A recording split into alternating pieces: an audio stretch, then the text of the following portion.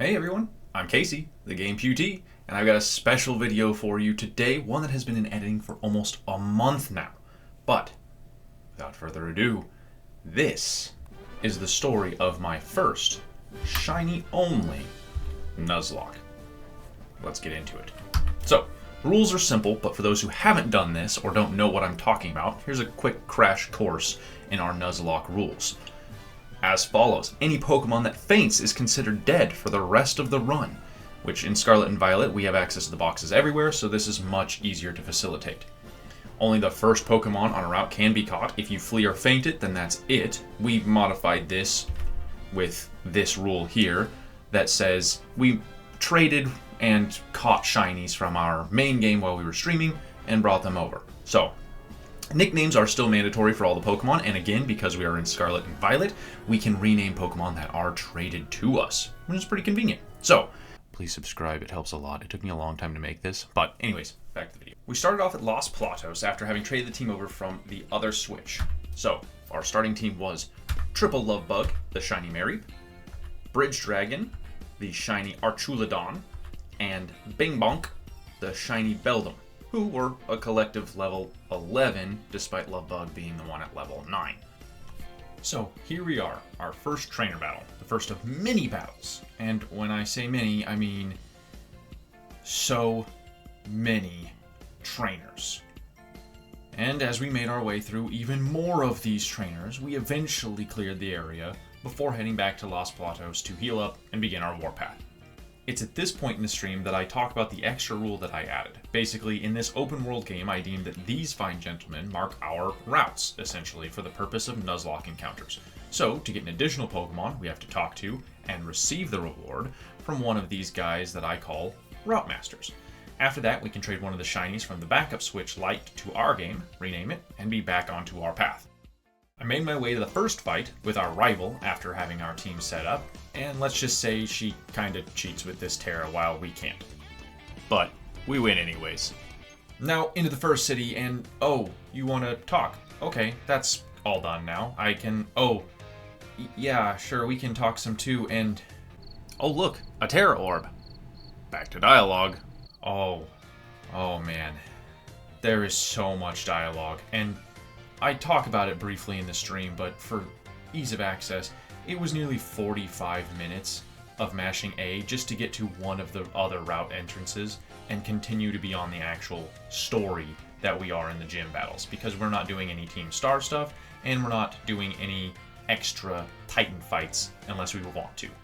But finally, after all that dialogue,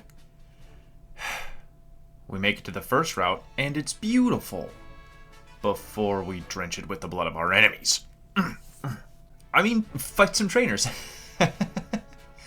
Anyway, we cleared enough of them to get our Route Master reward, which was the TM for Aerial Ace, before heading into Cortando, and our very first gym challenge. 30 seconds later, and we finished that with a sick pro gamer move. That was called a trick move right there. Pro gamer strat. I was like, it's in the basket. Woo. Before finally getting to fight our first gym leader, Katie, the master of bug. That was easy. Triple Love Bug evolved into a Flaffy after the fight, and we got moving to the other side of Mesa Goza towards our second gym badge from Brashus in Artisan. We made our way through each of the little areas, searching for all the hidden trainers to relieve of their money, and may have left a trail of fainted Pokemon in our wake. But, hey, when this face rolls up on you, you fight or flight, and they can't flight. Here we get our second Route Master reward of a very useful Shell Bell before heading towards the other side of the hill. I realize here that Koraidon not being able to sprint is really slow, so we detoured, crushed some crabs, fed our good boy a Sammy, and taught our bike dragon how to change gears. Now that we aren't moving around at half the speed of Slow My God, we wrecked some more trainers and finally made it to Artisan, where we had to deal with these nasty 4 FPS on Flora. Before we could fight the man with unbreakable knees, Brashus, and claim our second badge just as easily. So after this, a little side note, we went to go trade Pokemon. I mentioned earlier we could only trade over Pokemon after defeating a Route Master. Well, I hold to that rule, but when we go to trade these shinies, I mistakenly think that at a certain point, I also said I could trade one over for each gym we finish as well.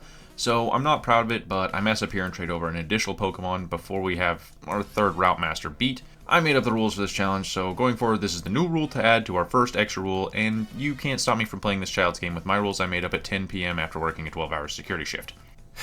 So anyway, we traded over Redemption, the shiny Swablu, Dimkois, the shiny Impidimp, and Banana, the shiny Riolu, before clearing out the rest of the trainers, and I grabbed my third Route Master reward of the loaded dice.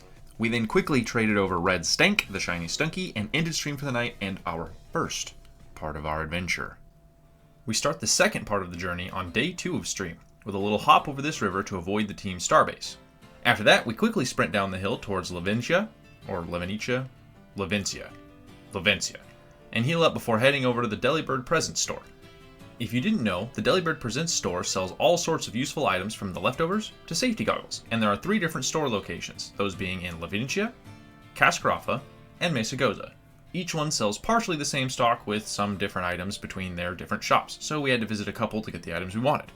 We purchased the Muscle Band for Banana in Levencia before heading back to Mesagoza quickly for the Twisted Spoon, Black Glasses, and Black Belt that we gave to Bing Bonk, Dimkois, and Redemption, respectively. Now that we had the shopping spree done, we went and stomped the 6 trainers required to get our 4th Route Master reward of a TM containing Stomping Tantrum. See what I did there? We then traded over Greenhead, the shiny Dino, and swept our rival faster than I have in any other Pokemon game before this. It was silly. After which Banana evolved into his full power, and then we went to Stream Snipe Iono across town. She liked our style so much we got to battle, and we collected our 3rd gym badge. With a renewed sense of vigor in our hearts, we set forth towards Zapakiko and the passage leading from Medali. Now, Medali is where the 5th gym is, so we'll be skipping it for now and heading straight to Cascarafa once we arrive. On our way there, we fought enough trainers to get Route Master Reward number 5, the Punching Glove, and heal up to head over or through the tunnel. At this point, you're probably asking, Casey, this seems like you're really not having a hard time. Is this going to be you having a joyride through Paldea? To which I say, no, you silly audience. I'm just as arrogant as any other potential YouTuber personality, and I challenge this person. This fight was grueling. This would not be easily forgotten. But we made it to Medali after running there with our tail between our legs, healed up, and then immediately headed towards Cascarafa and the next round of quote-unquote gym challenge. On our way there, we fought some more trainers, got both Triple Love Bug and Dimkois to evolve, as well as claiming our 6th Route Master reward, which gives us a Focus Sash. Here we make a little detour due to the path we took to stop at the Poké Center outside of Port Marinada. This gives me the ability to fly back here after we make it to Cascarafa on the other side of the desert, since the gym challenge involves us running out here to return Kofu's wallet. So we did exactly that and fought some trainers in the desert on our way there. Watched the cutscene, then flew back to Port Marinada once again. This gym challenge is really just an exaggerated fetch quest where they make you do an auction for an item you don't get to see or use and then fly back to Cascarafa. So upon landing here once more, we trekked back out into the desert and cleared the trainers so we could claim our 7th Route Master reward, giving us the TM for the almighty Earthquake. If you don't know this game or any Pokemon game before it, Earthquake is by far one of the strongest moves in this game, due to its high base power and accuracy, as well as having more than 5 power points, simply like Hydro Pump and other things. This move goes hard, and we immediately teach it to Bing Bonk. Next on the list was our battle with Kofu and his water types.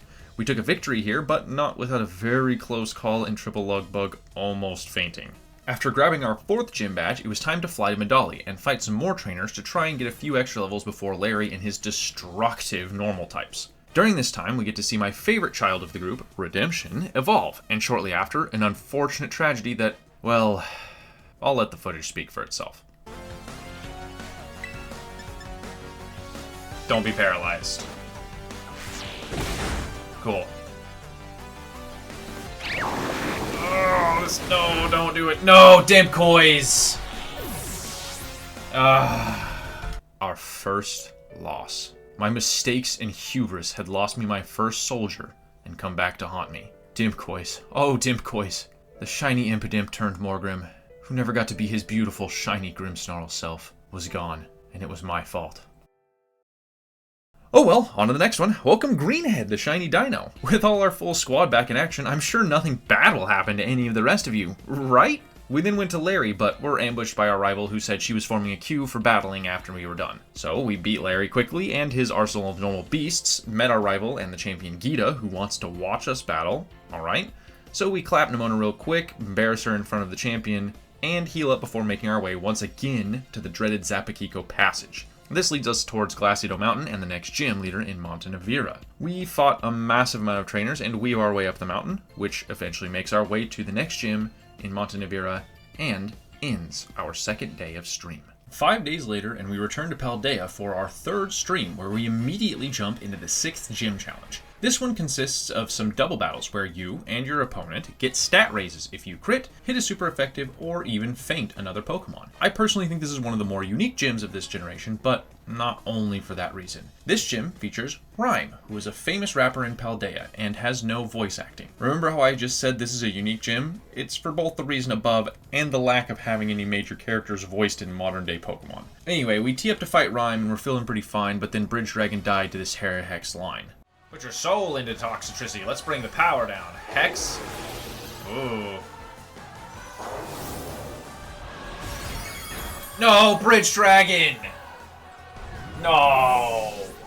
So, yeah, I made a joke about this, but it was a brutal loss for us yet again. We won, but Bridge Dragon was an original member of our party. Some may even say a starter. And he was gone now. If he wasn't safe, who was? So I say with a heavy heart, strap in, folks. This part hurts. We then traded over an unnamed shiny Dipplin and Oops, the shiny Sableye. Adding Oops to our team felt like the worst type of irony, but we needed another member and this was all we had. Our next step was flying just outside of Cortando to make our way towards Alfornada and the 7th gym. This one boasts Psychic types, and with our current team having 2 Dark types and a Steel Psychic type, I think we'll be pretty safe. When going to this gym, you have 2 different options. 1. Go through the front cave entrance and climb or jump your way up. This requires Titan powers that we didn't have, so we went for option 2. Option 2 consists of going down to the sea edge, climbing up to the cliffside, about halfway, before entering the cave system and running up from here to the city. We fought our way up the side until we met this trainer and had a very unfortunate accident involving a 4 times weakness to a Dazzling Gleam and Greenhead being burned into oblivion like a Dragon Ball Z villain. But in death comes life, as we have finally evolved Bing Bonk into a Metagross and prepared to sweep our way up the rest of this gauntlet. We immediately lose Banana to an Earthquake. You know, the strongest move in the game. So many deaths on my hands now. My hubris in thinking I was invincible to the almighty Earthquake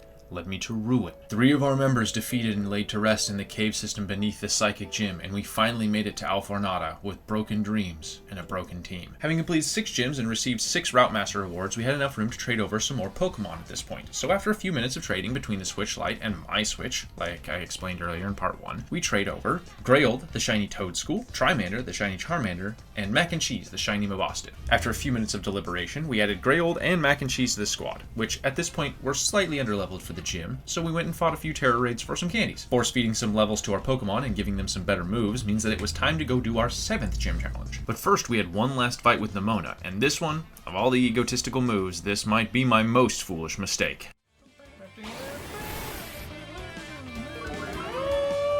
Sand attack, huh? Don't miss. Bull. Bull. You're telling me one sand attack's gonna make me miss 2 bullet punches?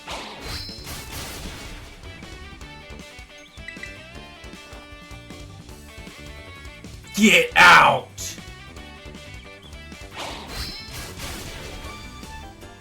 Well, there goes Bing Bonk. I said the strongest move in the game was Earthquake earlier, right?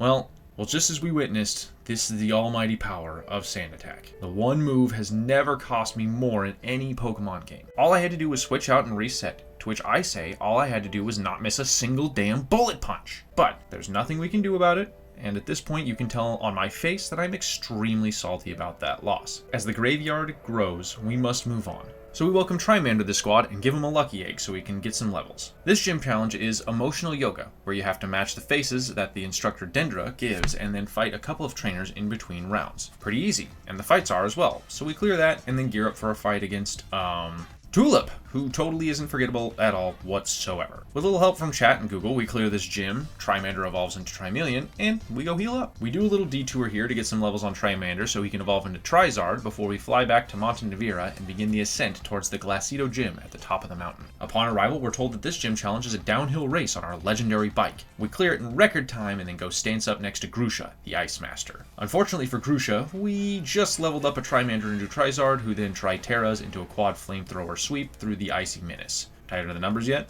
Having all 8 of our gym badges and managing to dodge nearly every other major story event in this game, we made our way to the Elite Four, where Gita and Nemona were waiting to give us congrats for making it here. After this brief bit of dialogue, we healed up our Pokemon and ended stream for day 3.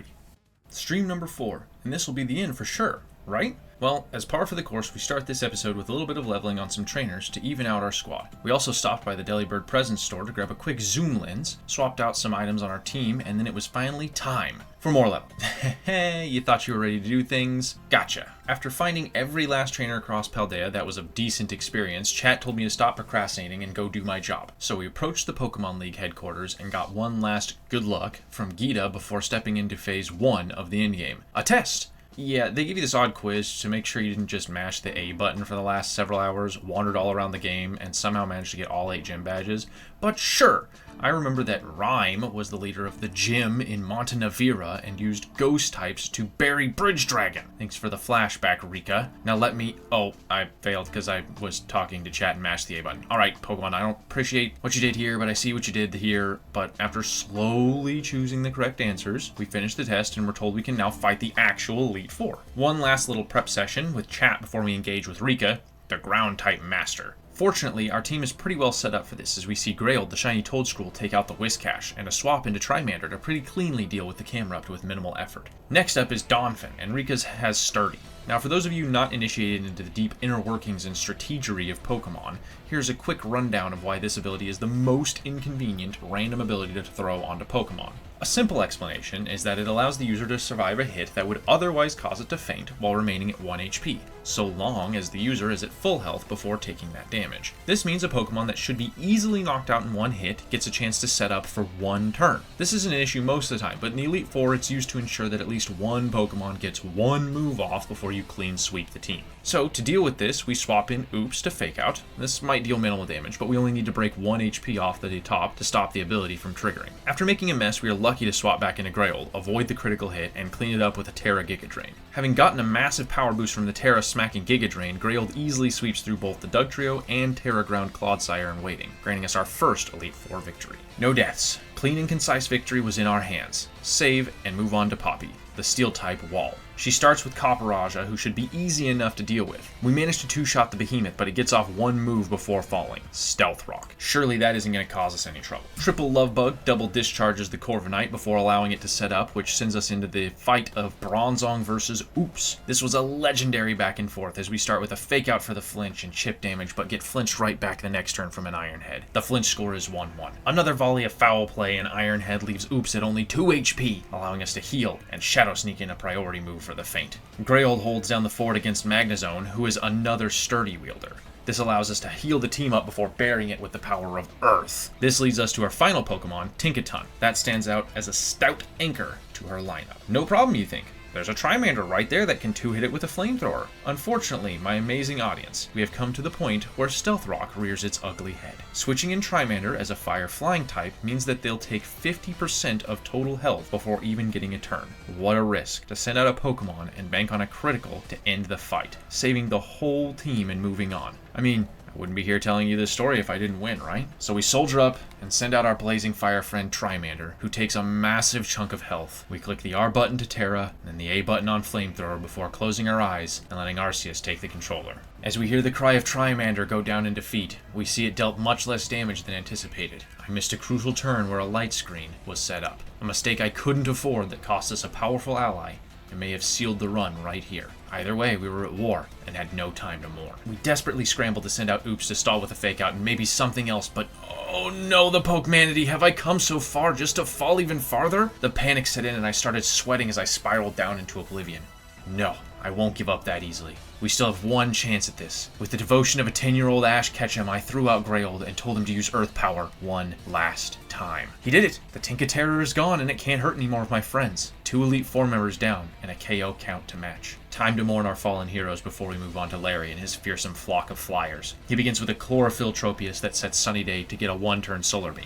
That's a scary combo that means we have to dodge a crit at full HP. We do, and down goes the flying tree. Next is Staraptor, which we did have an answer in Oops, but plans changed, so time to improvise. Redemption gets a chance to shine with the accuracy boosted Hurricane, and it misses. Luckily for us, Brave Bird has recoil, and with some clever swap tactics, we get triple Love Bug in and finish it with a Terra boosted Discharge. The Altaria here isn't actually much of a threat to our team, so we get a chance to heal up our squad, reset the tempo, and knock out the Dragon Bird as well as the Pom Pom brandishing Oricorio. Now it's time for Redemption to shine with these Hurricanes, right? Well, miss, heal, miss.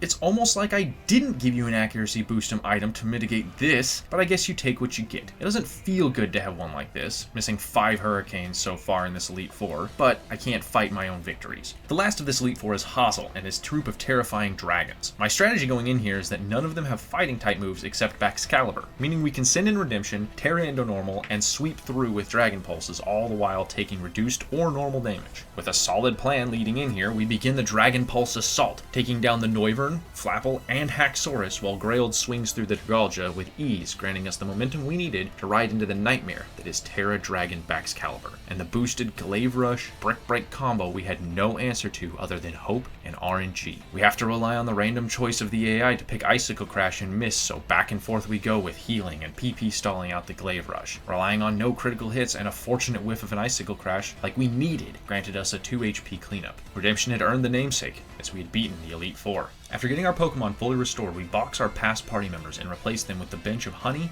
and Red Stank for free swaps and sacrifices. Sorry, friends. After getting here, we took the elevator and a flash of panic hit again. Was I about to fight the champion of this game with only 4 Pokemon and a couple of B squad swaps? What could I possibly hope to achieve here when all roads lead to ruin and defeat? With a long planning session and a heavy heart, we pressed the button to start the final fight against Gita, aka La Primera. We had no strategy here. All that planning was, what if I get crit here? What if I miss there? And no actual way to reliably finish what I'd started. But through crunching teeth, Hurricane Force Storms, and healing, her team fell one by one by one, until all that remained was her ace, Glimora. It all came down to this. Grayold versus Glimora, the ultimate match of Pokemon history here and now, as she tears her Rock Flower into pure rock to avoid even more damage on the Earth Power. And well, I'll let myself take it from here. This is it. This is it. This is it. That's it, folks. We win. We win. Let's go.